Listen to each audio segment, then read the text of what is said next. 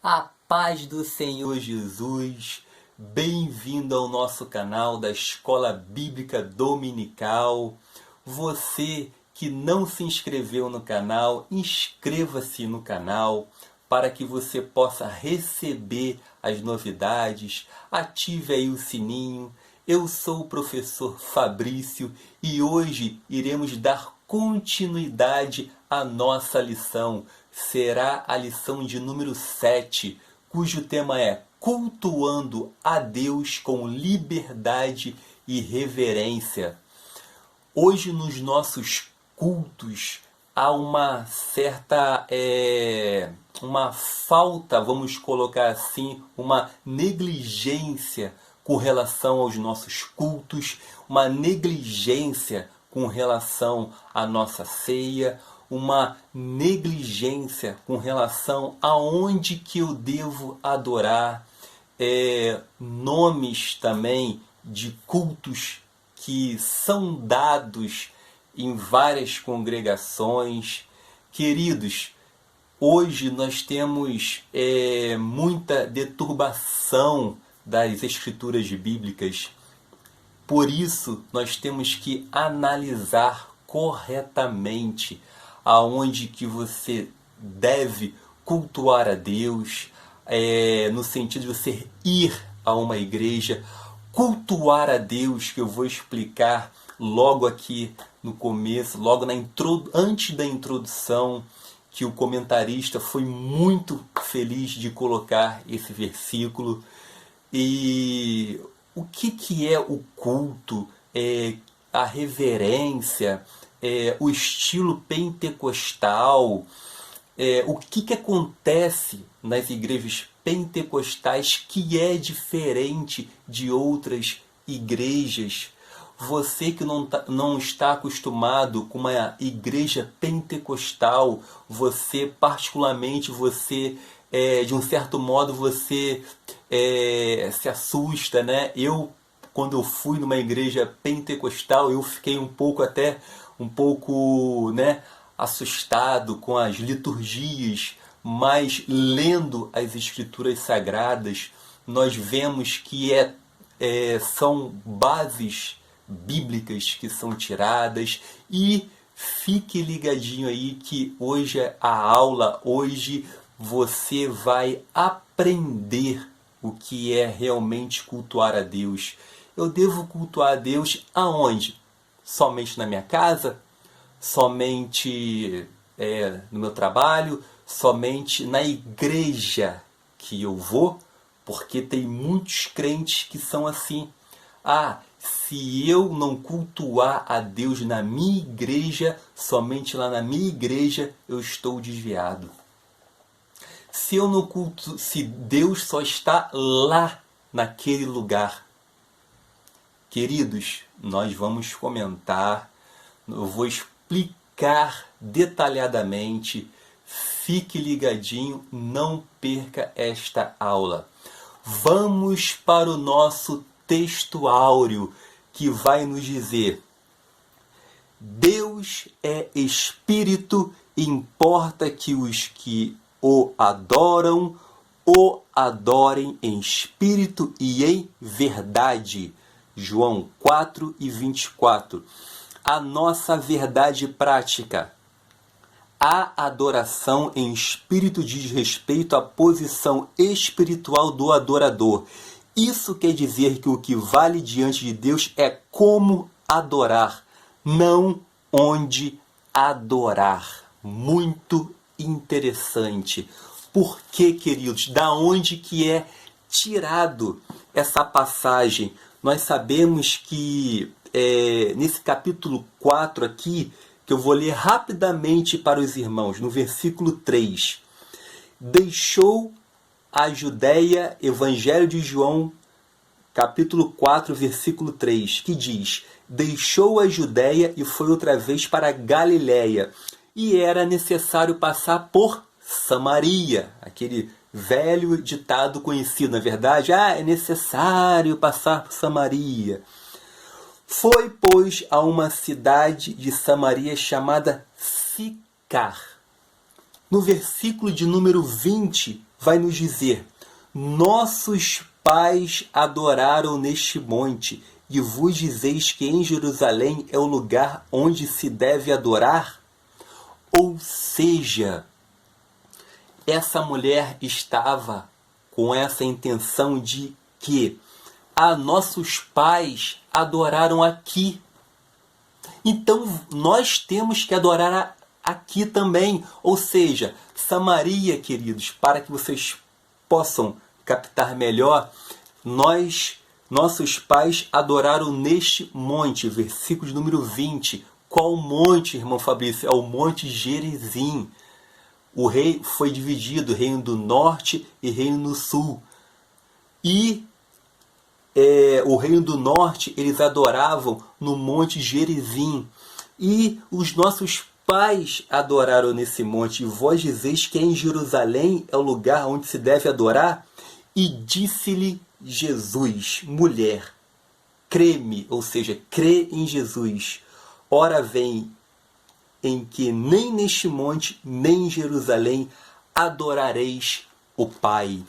E no 4:24 diz, que é o nosso texto áureo: os que adorem, adorem o Pai em espírito e em verdade. Ou seja, resumindo o que Jesus vem dizer, não é no Monte Gerizim, não é em Samaria, não é no Reino do Sul, em Jerusalém, não é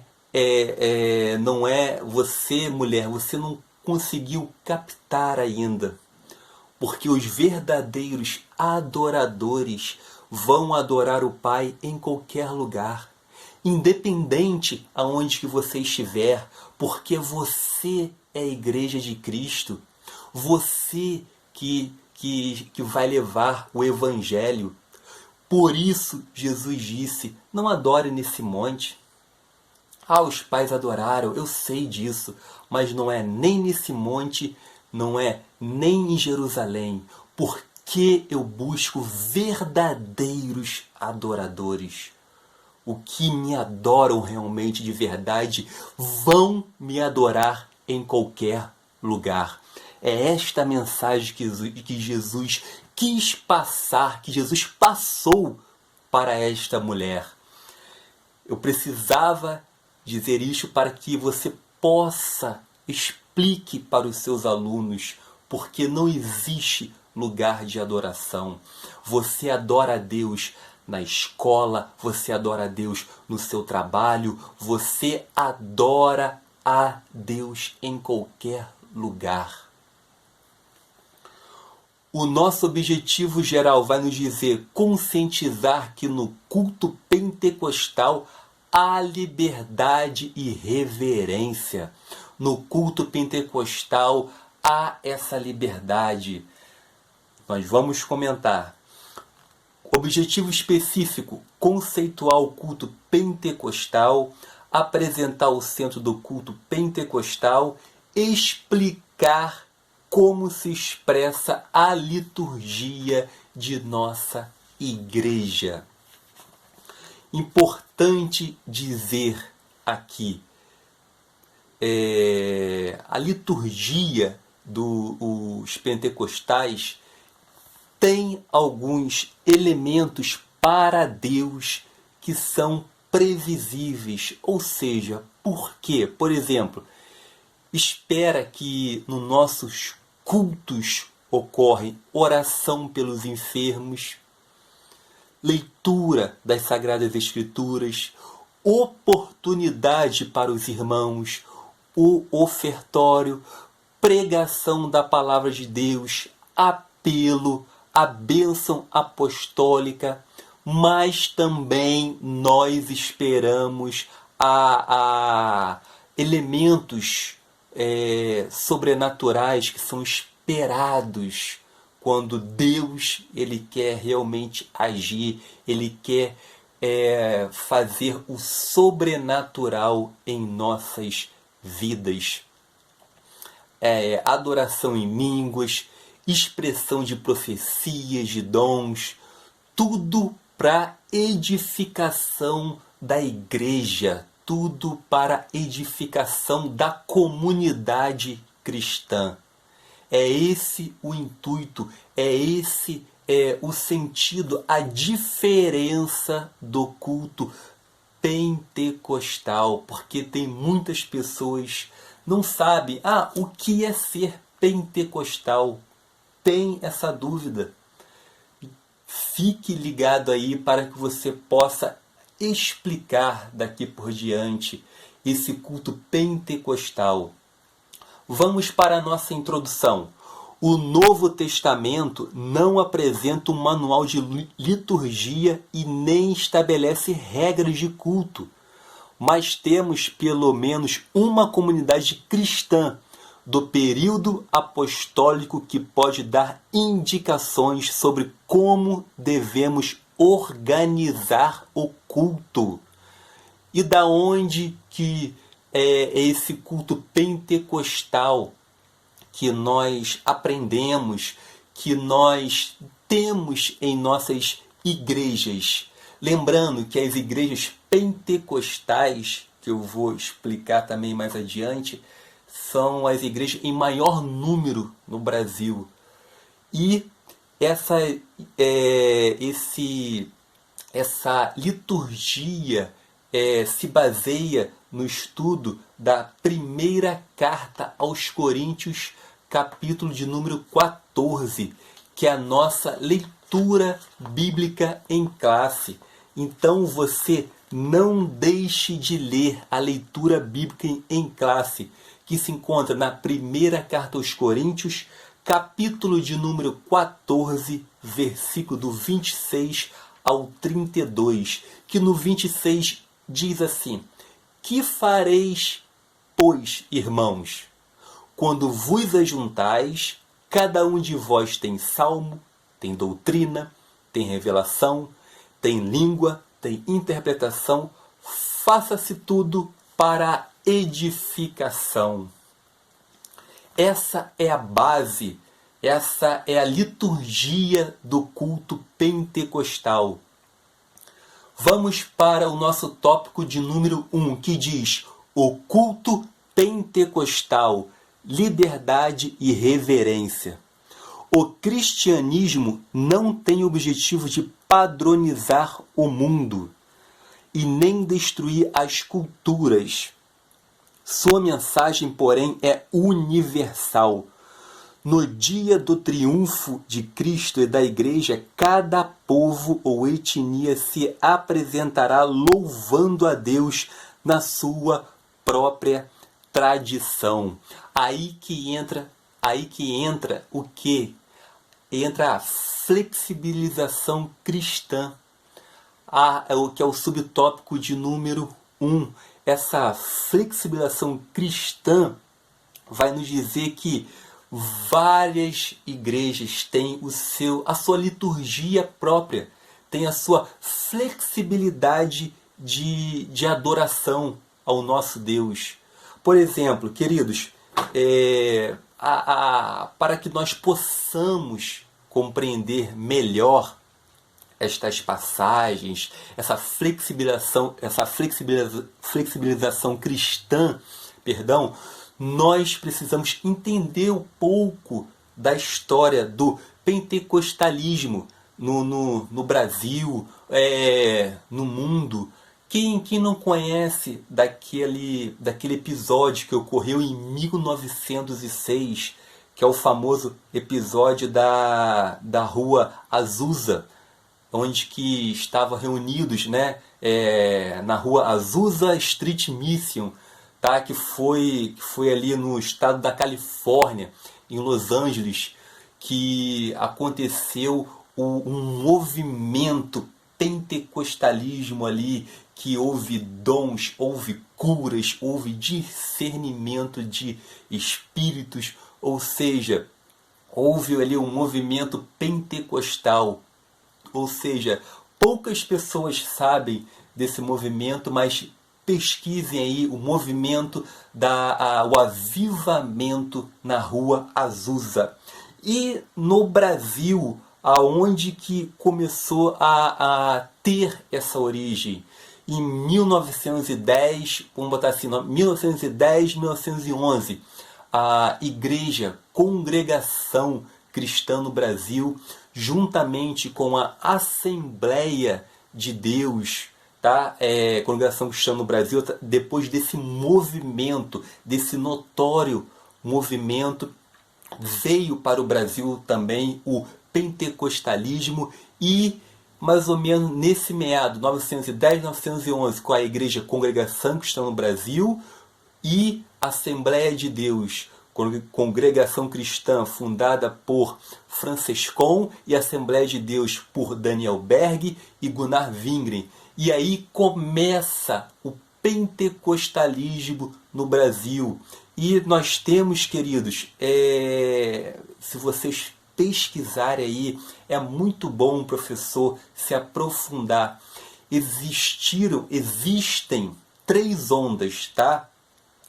3 ondas pentecostais no Brasil, que foi essa primeira onda, que foi da Assembleia de Deus, a Congregação Cristã no Brasil, e teve também essa segunda onda, que começa ali em 1950, ou seja, criado esse movimento, surgiram muitas denominações, como Brasil para Cristo, a Igreja Deus é Amor, Igreja Cristã Pentecostal, da Bíblia do Brasil, ou seja, a Casa da Bênção, que é muito conhecida. E essa segunda onda pentecostal vai de 1950 a 1970. E nós começamos essa terceira onda, que é de 1970 em diante, e também que nós estamos vivendo, que é um movimento que nós chamamos neopentecostal, tá ok? Ou seja, esse movimento surgiram essas igrejas, a Igreja Universal, a Igreja da Graça, Igreja Mundial do Poder de Deus, são essas igrejas neopentecostais. Então, são 3 ondas, os estudiosos separam, vamos colocar assim, essas ondas, mas essa flexibilidade do culto, essa flexibilização cristã, lembrando que a igreja precisa, nós temos essa flexibilização, mas essa flexibilização precisa ser o famoso culto racional. Não é aquele culto de qualquer maneira. Você pode ter essa flexibilização no culto. Uns adoram de uma forma, a igreja tal adora de outra forma, a igreja tal de outra forma, mas tem aquele culto racional? Acontece exatamente com as sagradas escrituras? Aí que está o ponto, ok? Continuando, o culto. O termo culto é sinônimo de adoração, subtópico de número 2. Nosso enfoque é no sentido de adoração. Essa palavra é uma tradução do grego latreia. E no hebraico, queridos, ela quer dizer avodá, serviço, culto. E essa palavra aparece esse sentido 3 vezes no Novo Testamento, em Romanos 9:4, Romanos 12:1 e Hebreus 9:1. É aquela famosa em Romanos capítulo 9. Eu gostaria que você até abrisse a sua Bíblia, acompanhe esse versículo comigo, que diz: portanto, irmãos, rogo-lhes pelas misericórdias de Deus que se ofereçam em sacrifício vivo, santo e agradável a Deus. Este é o culto racional de vocês. É o que ofereça um sacrifício vivo. Ofereça a sua vida a Cristo para que seja santo e seja agradável, seja Deus recebendo o seu culto. E assim será o culto com respeito, será esse culto racional para Deus. A reverência no culto, subtópico de número 3. A adoração a Deus é o momento mais sublime na vida humana. Significa essencialmente o reconhecimento, a celebração e a exaltação da majestade divina. Por isso deve ser oferecida com reverência. Faça-se tudo decentemente e com ordem. O apóstolo está se referindo ao culto de adoração. O culto é o diálogo de Deus com o seu povo. É um momento de reverência. Nós precisamos agir decentemente no culto a Deus. Nós temos uma forma de adorar. Por exemplo, tem gente que gosta de adorar, fica em silêncio, levantando apenas as mãos. Outros gostam de dar glória alto. Na verdade, não para de dar glória. Cada um tem a sua forma de adorar. Cada um tem essa liberdade de adorar a Deus. Você também, cada um tem o seu papel na igreja. Vocês já viram a pregação, várias pregações que acontecem? Ah, se você não der glória a Deus, você é um crente frio. Não caia nessa, irmãos. Não caia nessa. Você sabe a sua vida com Deus, você sabe o seu estilo de adoração, você sabe como é que é seu perfil no culto. Eu particularmente, eu gosto de levantar as minhas mãos, eu gosto mais de prestar atenção no culto. Mas tem gente que já gosta de dar glória, aleluia, amém. Respeite o estilo de cada um. É isso que conta quando você está adorando a Deus. E, queridos, tenha a reverência também na Santa Ceia. A Santa Ceia, Cristo morreu por nós na cruz e Deus deixou para que nós possamos nos lembrar dele. Fazer isso em memória de mim. Porque você já viu irmãos toma a Santa Ceia, come o pão, bebe o vinho, já começa a conversar. Não sente nada, não se conecta ali naquele momento com Deus. Há uma dificuldade para essa pessoa de ter essa conexão com Deus. Então, a Santa Ceia também é muito importante. Tenha reverência à Santa Ceia. Faça as coisas com santidade. Faça as coisas com decência. Não faça de qualquer maneira, porque você está na casa de Deus. Tópico de número 2, que vai nos dizer o centro do culto pentecostal. Subtópico de número 1 vai nos dizer o centro da nossa adoração. Alguns opositores da obra pentecostal costumam nos acusar de, em nossos cultos, darmos ênfase ao Espírito Santo acima de Jesus. É uma maneira sutil de nos chamar de montanistas. O que alguns alunos perguntam? O que é montanistas? Montanistas foi uma heresia do século II. Eles pregavam um jejum perpétuo, proibiam o casamento, e esse montano da Frígia, que era conhecido, ele se dizia a encarnação do Espírito Santo. Tanto até que para batizar, ele exigia que para batizar era Pai, se batiza em nome do Pai, do Filho e no nome de Montano. Olha que heresia. Mas nós sabemos que tais pessoas que acusam, falam que essa maneira sutil de chamar o culto pentecostal de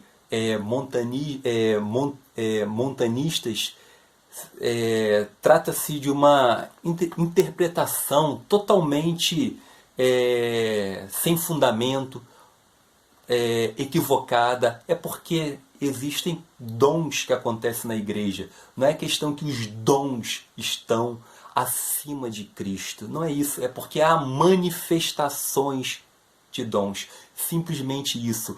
O culto tem que ser teocêntrico. O culto é esse movimento. Por mais que existe o falar em línguas, profecias, coisas sobrenaturais, mas o culto pentecostal, aquele verdadeiro culto pentecostal, nós sabemos, ele será sempre teocêntrico, a Trindade. Vamos lá? Vamos para o subtópico de número 2. Um culto vibrante no poder do Espírito. O assunto de 1 Coríntios 14 é a adoração. A expressão paulina, quando vos ajuntais, se refere aos cultos. Quando vocês se ajuntais, a exortação paulina à comunidade cristã de Corinto nos ensina muita coisa sobre o culto. O que ensina? Ensinava essa interação dinâmica, onde que todos participavam, tinham dons, mas lembrando que de tanto ter dons, o que acontecia na igreja? Uns se sentiam mais do que outros. Também existia aquela famosa panelinha que Paulo veio a exortar. Eu tenho dom da profecia, eu tenho dom de línguas. A pessoa se achava. Esse é o fundamento do culto pentecostal, mas pé no chão, vá devagar. Você não é melhor que ninguém. E o dom não é seu, o dom vem de Deus. Ele dá a quem Ele quer. Basta a gente buscar, mas Ele dá a quem Ele quer. Tudo vem de Deus. Característica do culto pentecostal, que os primitivos eles eram espontâneos naquelas reuniões. Os cultos, a liturgia dos cultos constava ali de orações. Nós recebemos oportunidades. Nós, hoje nos cultos, nós fazemos a leitura da exposição da Bíblia Sagrada. Nós temos a oportunidade de compartilhar a Bíblia Sagrada. Não fica só apenas a um determinado departamento ou a determinada pessoa. Essa que é a característica do culto pentecostal. Os irmãos têm aquela comunidade ali, tem essa oportunidade, melhor dizendo, de compartilhar o ensino bíblico através de testemunhos, através de cânticos. Não só a oportunidade de ler a palavra de Deus, mas de oportunidade de louvores, através de oportunidade de testemunhos. Então nós temos uma oportunidade no culto pentecostal, no nosso meio. Tá? Essas são as características do culto pentecostal, onde realmente onde que a igreja sente-se à vontade de compartilhar e falar do amor de Deus. Tópico de número 3. Como se expressa a liturgia de nossas igrejas? As reuniões de adoração em nossas igrejas são diversificadas. Temos cultos públicos, chamado por muitos como culto da família. Nós temos o culto da adoração. Nós temos o culto da escola dominical. E culto de jovens, culto de adolescentes. Nós temos essas variedades de cultos. Quando eu disse esses nomes estranhos que aparecem, queridos, o culto sempre será teocêntrico. Alguns nomes, infelizmente, não fazem parte realmente de um culto. Igual, vamos comemorar não sei o que lá, o culto vamos fazer um culto de aniversário. Então, são cultos que esquece-se um pouco de Deus. Tenha cuidado a determinados nomes que você coloca para o culto. Porque que eu estou falando são nomes que se dão a cultos. Porque diminui Deus e eleva o homem. Aí não é mais um culto teocêntrico, é um culto antropocêntrico, visado somente no homem. Ah, vamos comemorar isso porque é dia disso, vamos fazer isso porque é dia disso. E Deus nessa história? E Deus? Cadê o culto realmente para Deus? Tomem cuidado para colocar nomes a cultos. Analisem com calma, vejam com calma. Vamos para o subtópico de número 1. Nossas reuniões de adoração. A nossa liturgia é simples e permite que quaisquer irmãos e irmãs adorem a Deus com liberdade. Nenhum deles é negado o púlpito. Todos têm a oportunidade de falar à igreja o que Jesus fez na sua vida. São testemunhos, cura, libertação e outras bênçãos. A maioria se baseia a sua fé nos relatos bíblicos. São milagres. Foi dessa maneira que crescemos e nos tornamos a maior denominação evangélica do país. O Deus que nos trouxe até aqui, Ele mesmo nos conduzirá pelo seu Espírito até a vinda de Jesus. Aqui é verdade, mas eu tenho que comentar um detalhe. A igreja pentecostal, ela cresceu de uma forma muito grande, mas alguns pontos precisam ser esclarecidos também. Por exemplo, ela cresceu de uma forma rápida porque não existe exatamente um preparo para os obreiros, não existe uma educação cristã. Quando quero abrir uma igreja, coloca alguém para fazer um ponto de pregação, às vezes aquela pessoa não está preparada para lidar com várias situações, depois aquele ponto fecha e vai crescendo, e vai crescendo, e vai crescendo. O que falta mais nas igrejas pentecostais é um preparo de obreiros, é um estudo de obreiros, para que você seja um obreiro preparado. Ou seja, tinha que ter mais capacitações para que o obreiro pudesse dirigir uma congregação, possa dirigir um ponto de pregação, que é esse o objetivo, é fazer um culto racional, porque senão nós vemos hoje o que está acontecendo nos nossos dias. É uma coisa desordenada, é uma coisa sem preparo, são situações que exigem capacitações de pessoas. E o que falta mais nas igrejas pentecostais é um estudo, é uma educação cristã nas Sagradas Escrituras. Continuando, o culto pentecostal, subtópico de número 2. Nossas reuniões coletivas de adoração apresentam as mesmas características dos cultos em Corinto. As manifestações nos cultos que o apóstolo menciona em 1 Coríntios 14 são reais entre nós. Quando vos ajuntais, cada um de vós tem salmo, tem doutrina, tem revelação, têm línguas. Nossos irmãos e irmãs entendem essa linguagem com facilidade, pois vivemos essas mesmas experiências.